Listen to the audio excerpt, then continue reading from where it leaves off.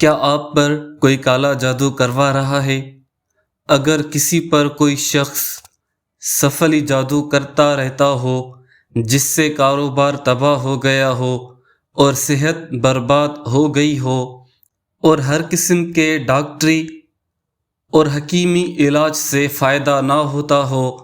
تو اس کے لیے پانچوں وقت یعنی ہر نماز کے بعد سورہ فلق اور سورہ ناس مکمل 3 بار پڑھ کر اپنی دونوں ہاتھوں کی ہتھیلیوں اور انگلیوں پر دم کر کے دونوں ہاتھ تمام جسم پر پھیر لے، بدن کا کوئی حصہ ہاتھ پھیرنے سے نہ رہ جائے تو انشاءاللہ تعالی سحر،